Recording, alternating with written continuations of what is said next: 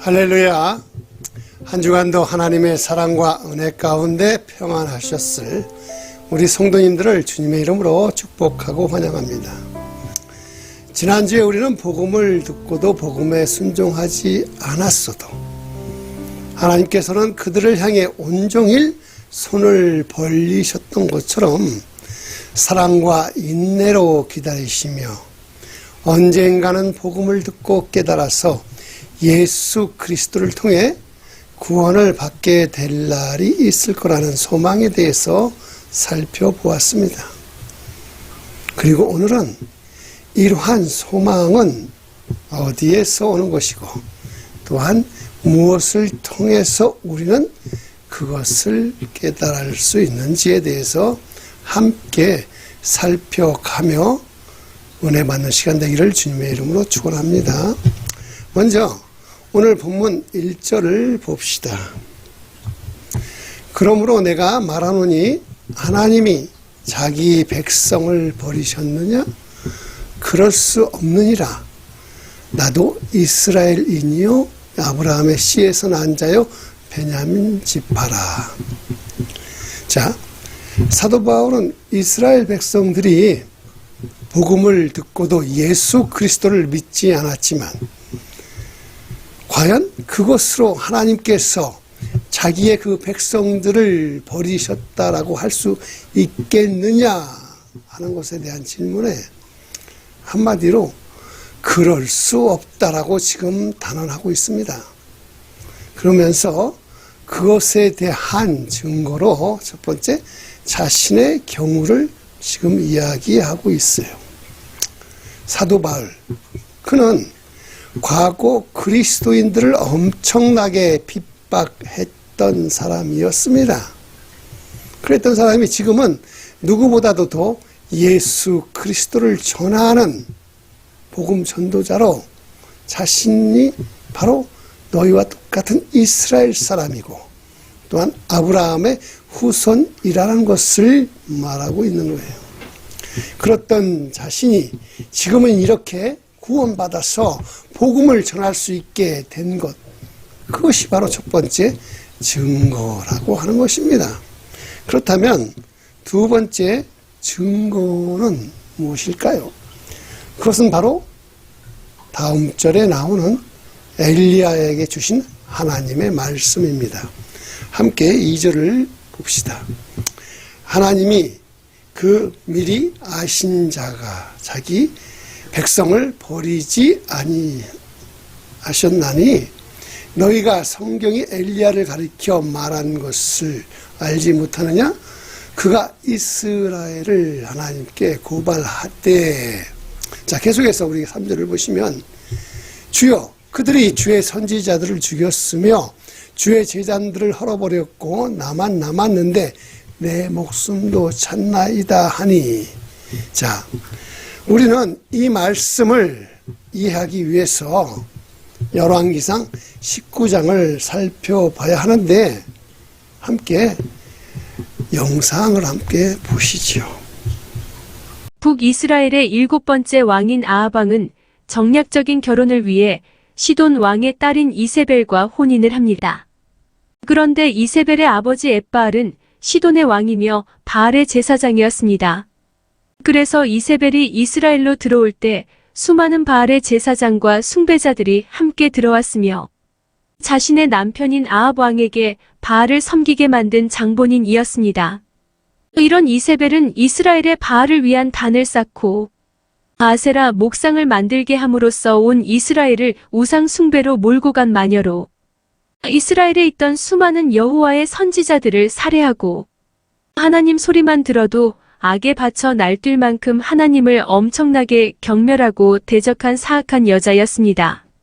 이런 이세벨을 잘 알고 있던 엘리야는 갈멜산 전투에서 바알의 선지자 450명을 물리치는 대단한 성과를 보였음에도 이세벨의 말 한마디가 얼마나 무서웠으면 낙심해서 죽을 생각까지 했는지 알 수가 있는 것입니다. 아멘. 자, 북이스라엘의 아합 왕과 왕비 이세벨은 바할과 아세라를 섬기게 하려고 수많은 여호와의 선지자들을 단합하고 죽였습니다. 그래서 엘리야는 이렇게 탄식했었어요. 그럴 때에 하나님께서는 이렇게 말씀하고 계십니다. 4절을 보시면 그에게 하신 대답이 무엇이냐? 내가 나를 위하여 바알에게 무릎을 꿇지 아니한 사람 7,000명을 남겨주셨다 하셨으니, 예, 그렇습니다. 여기에서 그 유명한 남은 자 7,000명이라고 하는 말이 나오는 것입니다. 엘리야는 하나님, 저 이세벨은 주님의 선지자들을 모두 죽였고 주님의 제단들을 모두 다 허물어 버렸던 사람이에요.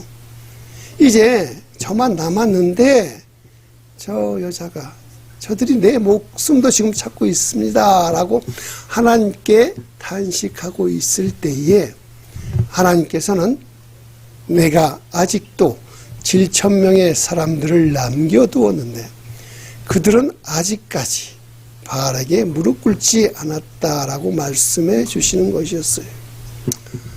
자, 엘리야 입장에서 보면 정말로 모든 것이 다 이제 끝났다라고 할 수밖에 없는 그러한 순간에 과연 희망은 있는 것일까 생각했을 수 있어요.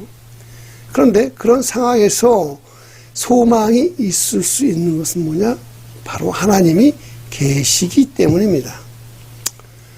하나님께서는 엘리야의 생각보다도 훨씬 더 크신 분이시고 그러한 하나님께서는 미리 남겨두신 7,000명을 통해서 계속해서 하나님의 나라를 확장해 나가시는 분이시기 때문에 그렇습니다.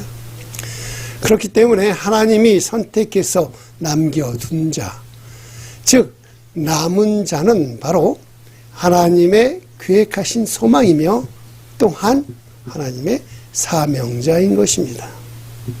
자, 그렇다면 지금 이 시대에도 남은 자가 있을까요? 5절을 봅시다. 그런즉 이와 같이 지금도 은혜로 택하심을 따라 남은 자가 있느니라. 네, 맞습니다. 바울의 시대뿐 아니라 지금도 은혜로 택하심을 따라 남은 자가 있습니다.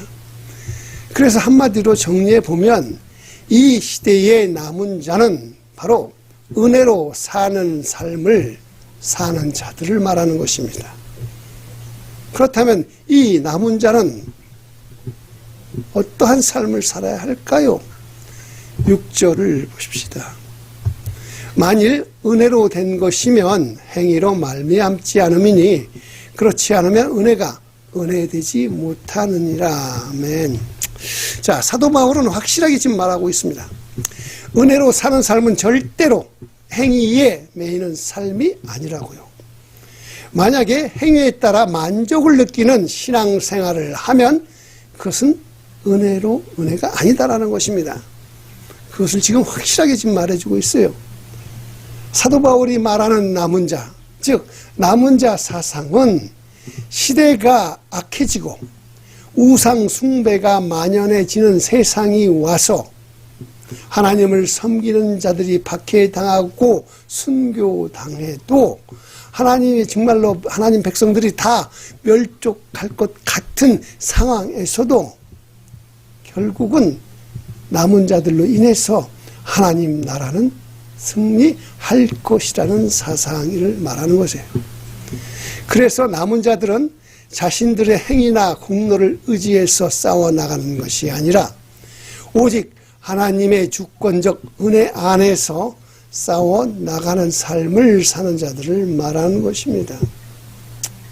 자, 여기서 한번 우리의 삶을 뒤돌아봅시다. 현실이 암울하고 완전히 실패한 것 같은 상황 속에서도 자, 하나님의 주권을 믿음으로 하나님의 은혜를 소망하며 살아가는 사람이 바로 남은 자라는 것입니다. 그러면 과연 나는 남은 자일까요? 사도 바울은 당시의 시대 상황을 통해서 이렇게 증명하고 있습니다. 7절을 보시면 그런즉 어떠하냐 이스라엘이 구하는 그것을 얻지 못하고 오직 택하심을 입은 자가 얻었고 그 남은 자들은 우둔하여졌느니라. 자, 여기에서 나오는 남은 자는 아까 이야기했던 하나님의 택하심을 받은 남은 자가 아니라 하나님의 택하심을 입지 못한 자들을 말합니다. 그래서 그들은 이스라엘 사람들로 구하는 것을 얻지 못하는 사람들입니다. 그렇다면 왜 그들이 원하는 것을 얻지 못했을까요? 그것은 바로 우둔해졌기 때문에, 다시 얘기하면 완고해졌기 때문입니다. 자기의 고집과 자신의 생각과 오직 자기의 이익만을 생각하는 사람들은 결국 하나님의 택함을 얻지 못합니다.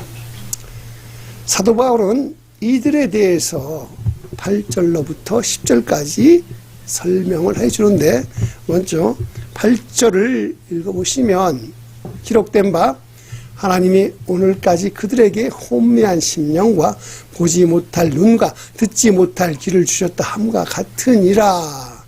자, 이 기절은 신명기 29장 4절에 나오는 깨닫는 마음과 보는 눈과 듣는 귀를 오늘 하나님께 주셨다라는 말을 지금 오히려 역으로 해석해가지고 이스라엘 백성들이 얼마나 복음을 듣는데 둔하며 완악한지 복음을 듣고도 깨닫지 못하고 보지도 못하고 듣지도 못하는 것을 설명하고 있는 것이며, 또한 9절과 10절을 보시면 또 다윗이 이르되 그들의 밥상이 울무와 덫과 거치는 것과 보응이 되게 하시옵고 그들의 눈은 흐려보지 못하고 그들의 등은 항상 굽게 하옵소서 하였느니라.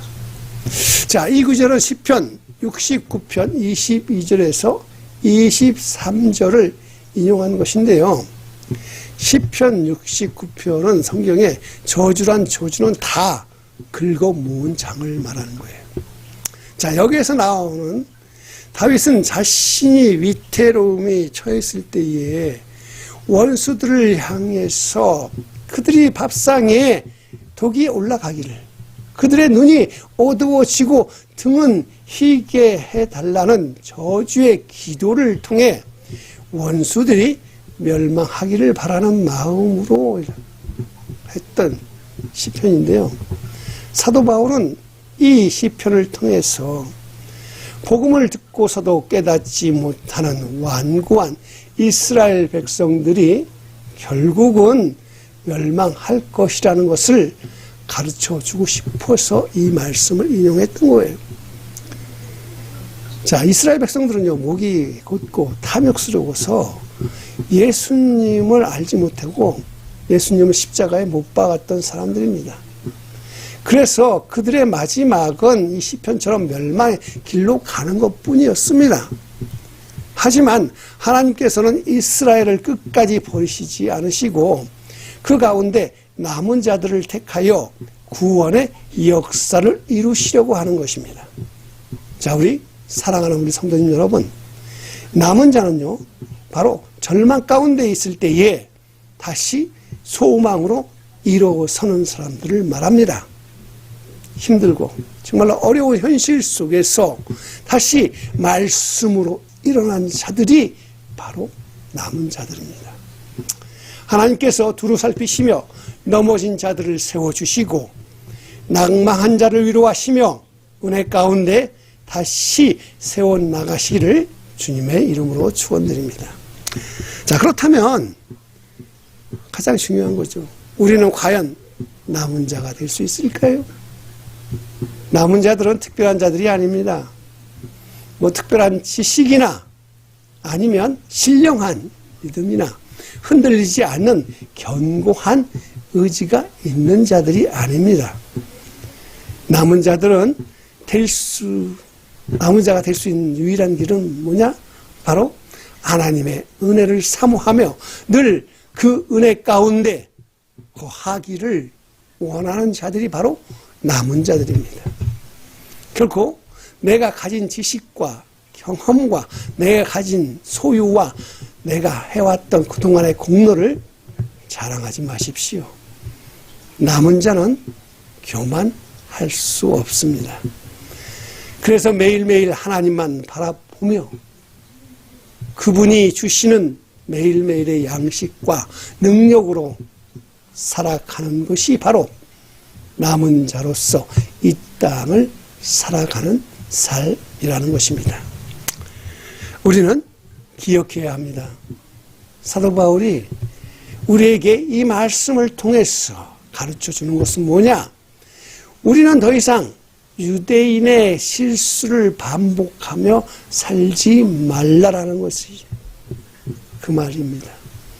오직 하나님의 은혜를 간구하며 하나님의 은혜를 매일매일 채워가며 살아가는 것이 바로 사도 바울이 이 땅에 정말로 원했던 남은 자의 삶이며 우리는 이러한 삶을 살아가기 위해서 오늘 이 시간도 주님과 동행하며 살아가시기를 주님의 이름으로 축원드립니다. 그래서 함께 이 말씀을 기억하시면서 함께 기도하시겠습니다.